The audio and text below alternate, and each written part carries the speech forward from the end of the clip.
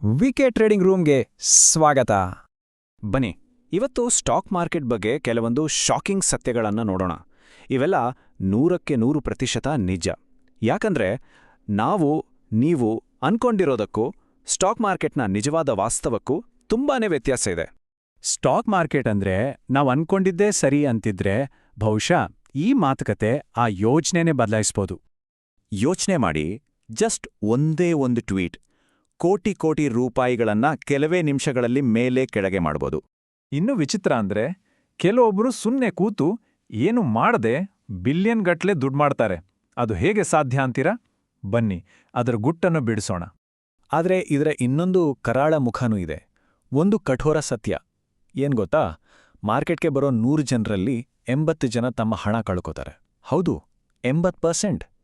Shocking ಅಲ್ವಾ? ಆದ್ರೆ ಇದು ನಿಜ. ನೋಡಿ, ಇದು ಯಾವುದೂ ಮ್ಯಾಜಿಕ್ ಅಲ್ಲ. ಇದುವೇ ಸ್ಟಾಕ್ ಮಾರ್ಕೆಟ್ನ ಅಸಲಿ ಮುಖ. ಬನ್ನಿ ಈ ರಿಯಾಲಿಟಿಯನ್ನ ಇನ್ನೂ ಆಳವಾಗಿ ಅರ್ಥ ಮಾಡ್ಕೊಳ್ಳೋಣ. ಹಾಗಿದ್ರೆ ಇವತ್ತು ನಾವು ಮಾತಾಡೋ 4 ಮುಖ್ಯ ವಿಷಯಗಳು. ಮೊದಲನೇದು ಹ್ಯೂಮನ್ ಫ್ಯಾಕ್ಟರ್, ಎರಡನೇದು ಮಾರ್ಕೆಟ್ನ ನಿಜವಾದ ಸ್ವಭಾವ, ಮೂರನೇದು ಯಶಸ್ಸು ಗಳಿಸೋಕೆ ಬೇಕಾದ ಸೂತ್ರಗಳು, ಮತ್ತು ಕೊನೆಗೆ ನಮ್ಮ ಮುಂದಿರುವ ಆಯ್ಕೆ, ನಾವು ಹೂಡಿಕೆದಾರರಾಗಬೇಕಾ ಅಥವಾ ಜೂಜುಕೊರರಾಗಬೇಕಾ. ಸರಿ, ಮೊದಲು ಹ್ಯೂಮನ್ ಫ್ಯಾಕ್ಟರ್ ಬಗ್ಗೆ ಮಾತಾಡೋಣ. ನೋಡಿ, ಸ್ಟಾಕ್ ಮಾರ್ಕೆಟ್ ಅಂದ್ರೆ ಬರೀ ನಂಬರ್ಸ್ ಮತ್ತೆ ಗ್ರಾಫ್ಗಳ ಆಟ ಅಲ್ಲ. ಅದರ ಹಿಂದೆ ಇರೋದು ನಿಮ್ಮ ಹಾಗೆ ಮನುಷ್ಯರು, ಅವರ ಎಮೋಷನ್ಸ್, ಅವರ ನಂಬಿಕೆಗಳು. ಒಬ್ಬ ವ್ಯಕ್ತಿಯ ಒಂದು ಮಾತು ಇಡೀ ಮಾರ್ಕೆಟ್ನ ದಿಕ್ಕನ್ನೇ ಚೇಂಜ್ ಮಾಡ್ಬೋದು ಅಂದ್ರೆ ನಂಬಕ್ಕಾಗತ್ತಾ? ಇದಕ್ಕೆ ಬೆಸ್ಟ್ ಎಕ್ಸಾಂಪಲ್ ಅಂದ್ರೆ ಎಲಾನ್ ಮಸ್ಕ್. ಇಲ್ಲಿ ನೋಡಿ, ಎಲಾನ್ ಮಾಸ್ಕ್ ಒಂದು ಕ್ರಿಪ್ಟೋ ಬಗ್ಗೆ ಟ್ವೀಟ್ ಮಾಡಿದ ತಕ್ಷಣ ಕೆಲವೇ ನಿಮಿಷಗಳಲ್ಲಿ ಅದರ ವ್ಯಾಲ್ಯೂ ರಾಕೆಟ್ ತರ ಮೇಲೆ ಹೋಯ್ತು. ಇದರಿಂದ ಏನ್ ಗೊತ್ತಾಗುತ್ತೆ? ಮಾರ್ಕೆಟ್ನಲ್ಲಿ ಜನರ ನಂಬಿಕೆ ಎಷ್ಟು ಪವರ್ಫುಲ್ ಅಂತ.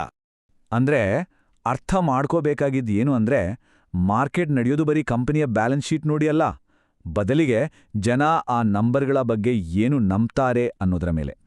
ಇಲ್ಲಿ ನಂಬಿಕೆನೇ ನಿಜವಾದ ರಿಯಾಲಿಟಿ.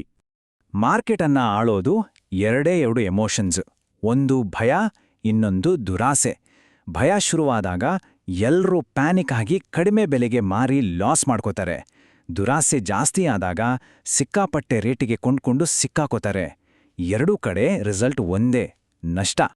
ಹಾಗಿದ್ರೆ ಇಲ್ಲಿ ಅತಿ ಮುಖ್ಯವಾದ ಪಾಯಿಂಟ್ ಏನು ಅಂದ್ರೆ, ಸ್ಟಾಕ್ ಮಾರ್ಕೆಟ್ನಲ್ಲಿ ನಮ್ಮ ಅತಿ ದೊಡ್ಡ ಶತ್ರು ಬೇರೆ ಯಾರೂ ಅಲ್ಲ, ಅದು ನಮ್ಮ ಮನಸ್ಸೆ. ನಮ್ಮ ಎಮೋಷನ್ಸ್ ಕಂಟ್ರೋಲ್ ಮಾಡೋದೇ ಗೆಲುವಿನ ಮೊದಲ ಹೆಜ್ಜೆ. ಸರಿ, ಈಗ ಎರಡನೇ ಭಾಗಕ್ಕೆ ಹೋಗೋಣ.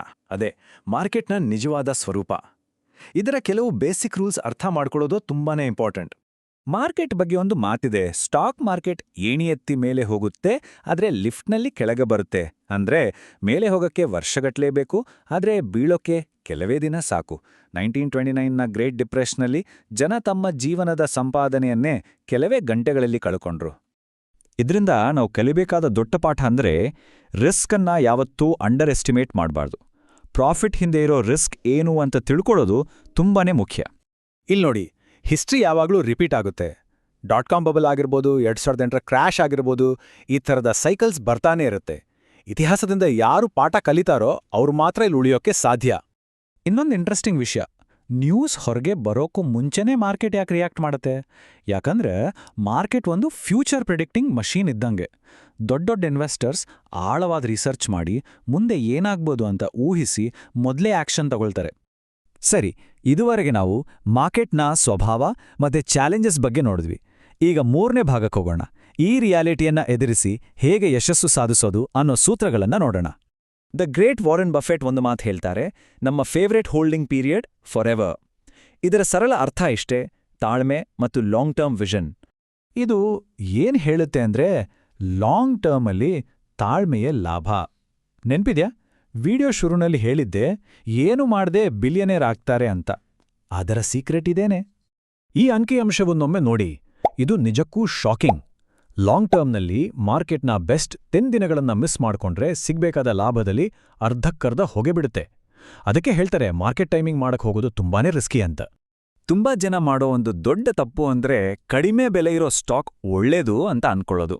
ಆದರೆ ಒಂದು ವಿಷಯ ನೆನ್ಪಿಡಿ, ₹10 ಪೆನ್ನಿ ಸ್ಟಾಕ್ಗಿಂತ, ಅಂದ್ರೆ ಅನ್ನೋನ್ ಕಂಪನಿ ಸ್ಟಾಕ್ಗಿಂತ ಬೆಲೆ ಜಾಸ್ತಿ ಇದ್ರೂ ಪರವಾಗಿಲ್ಲ, ಒಂದು ಕ್ವಾಲಿಟಿ ಇರೋ ಬ್ಲೂ ಚಿಪ್ ಕಂಪನಿಯ ಸ್ಟಾಕ್ ತುಂಬಾ ಸೇಫ್. ಹಾಗಾಗಿ ಇಲ್ಲಿ ಕಲಿಬೇಕಾದ ಪಾಠ ಇಷ್ಟೇ, ಸ್ಟಾಕ್ನ ಪ್ರೈಸ್ ಟ್ಯಾಗ್ ನೋಡ್ಬೇಡಿ, ಕಂಪ್ನಿಯ ಕ್ವಾಲಿಟಿ ನೋಡಿ. ಚೀಪ್ ಸ್ಟಾಕ್ ಅಲ್ಲ, ಗುಡ್ ಕಂಪ್ನಿ ಮುಖ್ಯ. ಸರಿ, ನಾವೀಗ ಕೊನೆಯ ಭಾಗಕ್ಕೆ ಬಂದಿದ್ದೇವೆ. ಇಷ್ಟೆಲ್ಲ ತಿಳಿದ ಮೇಲೆ ಎಲ್ಲರೂ ತಮ್ಮನ್ನು ತಾವೇ ಒಂದು ಮುಖ್ಯವಾದ ಪ್ರಶ್ನೆ ಕೇಳ್ಕೋಬೇಕು. ನೋಡಿ, ಲಾಭ ಮಾಡೋಕ್ಕೆ ದಾರಿ ತುಂಬಾ ಸಿಂಪಲ್. ಸ್ಟೆಪ್ 1 ಇಮೋಷನ್ಸ್ ಕಂಟ್ರೋಲ್ ಮಾಡಿ. ಸ್ಟೆಪ್ 2 ತಾಳ್ಮೆ ಇರ್ಲಿ. ಸ್ಟೆಪ್ 3 ಜ್ಞಾನವನ್ನ ಹೆಚ್ಚಿಸ್ಕೊಳ್ತಾ ಇರಿ. ಈ 3 ನಿಯಮ ಪಾಲಿಸಿದ್ರೆ ಯಶಸ್ಸು ಖಂಡಿತ. ಹಾಗಿದ್ರೆ ಇಷ್ಟೆಲ್ಲ ಸತ್ಯಗಳನ್ನ ನೋಡಿದ ಮೇಲೆ ಈಗ ನೀವೇ ಯೋಚನೆ ಮಾಡಿ, ಜ್ಞಾನದಿಂದ ಸ್ಟ್ರಾಟಜಿಯಿಂದ ಆಟ ಆಡೋ ಇನ್ವೆಸ್ಟರ್ ಆಗ್ಬೇಕಾ ಅಥವಾ ಲಕ್ ನಂಬಿ ಆಡೋ ಗ್ಯಾಂಬ್ಲರ್ ಆಗ್ಬೇಕಾ? ಈ ಆಯ್ಕೆ ನಿಮ್ಮ ಕೈಯಲ್ಲೇ ಇದೆ. ಇದೇ ಥರ ಸ್ಟಾಕ್ ಮಾರ್ಕೆಟ್ನ ನಿಜವಾದ ಮುಖವನ್ನ ಇನ್ನೂ ಚೆನ್ನಾಗಿ ಅರ್ಥ ಮಾಡ್ಕೋಬೇಕು ಅಂದ್ರೆ ನಮ್ಮ ವಿಕೆ ಟ್ರೇಡಿಂಗ್ ರೂಮನ್ನ ಫಾಲೋ ಮಾಡಿ.